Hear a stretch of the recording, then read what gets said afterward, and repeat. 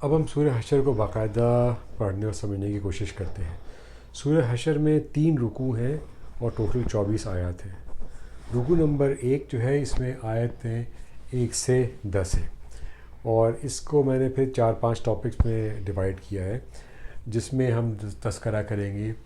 کہ ہر شے اللہ تعالیٰ کی تسبیح کرتی ہے، کافروں کو گھر سے کیوں نکلنا پڑا، مسلمانوں کا روب کافروں پر کس طرح قائم ہوا، اللہ سے دشمنی کا کیا مطلب ہے، مال فیح کیا ہوتا ہے اور اس کے حقوق کس پر ہوتے ہیں، اور مہاجرین و انصار کے معاملات۔ آسمانوں اور زمین میں جو بھی کوئی چیز ہے اس نے اللہ کی تسبیح کی ہے، اور وہی اقتدار کا مالک ہے اور حاکم بھی ہے۔ وہی ہے جس نے اہل کتاب میں سے کافر لوگوں کو ان کے گھروں سے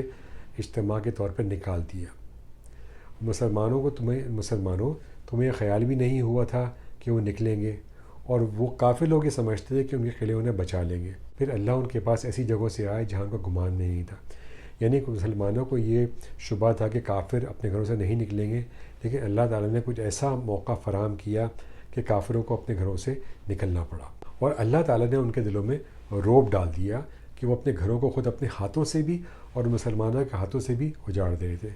لہٰذا یہ کہا گیا کہ ان کو دیکھو اور ان سے عبرت حاصل کرو۔ اگر اللہ نے ان کی قسمت میں جلا وطنی نہ لکھ دی ہوتی تو دنیا ہی میں ان کو عذاب دے دیتا، البتہ آخرت میں ان کے لیے دوزخ کا عذاب تیار ہے۔ یہ اس لیے کہ انہوں نے اللہ اور اس کے رسول سے دشمنی ٹھانی۔ جو شخص اللہ سے دشمنی کرتا ہے اللہ بہت سا عذاب دینے والا ہے۔ پھر آگے فرمایا کہ تم نے کھجور کے جو درخت کاٹے ہیں یا انہیں اپنی جڑوں پر کھڑے رہنے دیا ہے تو یہ سب کچھ اللہ کے حکم سے تھا، اور اس لیے تھا تاکہ اللہ نافرمانوں کو رسوا کر دے۔ یہ بات اصل میں اس لیے ایکسپلین کی گئی کہ جب مسلمانوں نے کافروں پر اٹیک کیا تو کافروں نے اپنے ارد گرد کھجوروں کے درختوں کی فصیلیں بنا لی تھی، اور جب مسلمانوں نے ان پہ اٹیک کرنے کے لیے ان فصیلوں کو کاٹا تو پھر کافروں نے یہ کہنا شروع کر دیا کہ یہ مسلمان دیکھو کیسے لوگ ہیں کہ یہ جنگ کرتے ہیں اور جنگ میں یہ درختوں کو کاٹ دیتے ہیں۔ تو اس کی کلیریفیکیشن کے لیے آیت نازل ہوئی کہ اصل میں یہ سارا کچھ جو ہے یہ اللہ تعالیٰ کی مرضی کی وجہ سے ہوا ہے، اور اللہ نے اپنے رسول کو جو ان کا مال فی کے طور پہ دلوایا ہے اس کے لیے تم نہ اپنے گھوڑے دوڑاؤ نہ اونٹ دوڑاؤ، لیکن اللہ اپنے پیغمبروں پر جس طرح چاہتا ہے اپنا مال اور اپنا حکم تسلط کر دیتا ہے۔ مال فیح اصل میں ایک کانسیپٹ یہ ہے کہ جنگ کے دوران اگر کسی سے آپ جنگ کرنے جا رہے ہیں اور اس کے بعد جو مال بچتا ہے تو وہ مال غنیمت سمجھا جاتا ہے، لیکن مال فیح وہ یہ ہے کہ آپ جنگ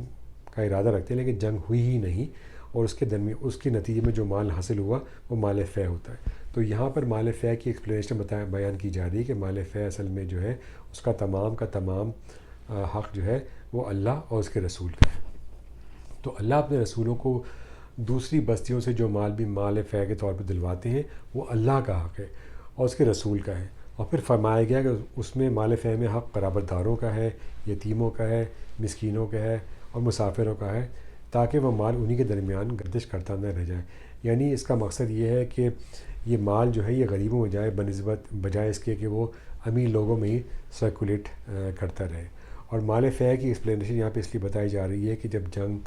وہ جنگ جو ہونی تھی وہ جنگ تو نہیں ہو سکی، لیکن اس میں جن لوگوں نے شرکت کی تھی ان لوگوں کو یہ خیال گزرا کہ کیونکہ ہم نے اس میں اتنی محنت کی ہے، اتنی تگ و دو کی ہے، تو اس میں اس مال کے اندر ہمارا کوئی حق ہے یا نہیں۔ یہاں پر پھر فرمایا گیا کہ وہ صحابہ جنہیں کافروں نے مکہ مکرمہ سے نکلنے پر مجبور کیا وہ اپنے گھروں اور جائیدادوں سے محروم ہو گئے تھے۔ تو اس سے مراد وہ انصاری صحابہ ہیں جو مدینہ منورہ کے اصل باشندے تھے، انہوں نے مہاجرین کی مدد کی۔ اگرچہ سارے ہی انصار یہی کیفیت تھی کہ وہ اشارے سے کام لیتے تھے، لیکن روایت میں ہے کہ ایک صحابی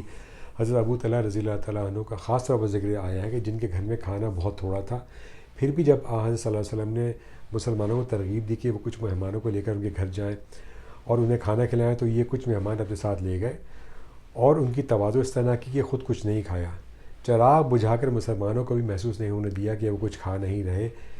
اس آیت میں ان کی ایثار کی تعریف کی گئی ہے۔ تو یہ معاملہ تھا مہاجرین اور انصار کا۔ آگے جا کے ارشاد ہو کہ یہ مال فیح ان لوگوں کا بھی حق ہے جو ان مہاجرین اور انصار کے بعد آئے ہیں،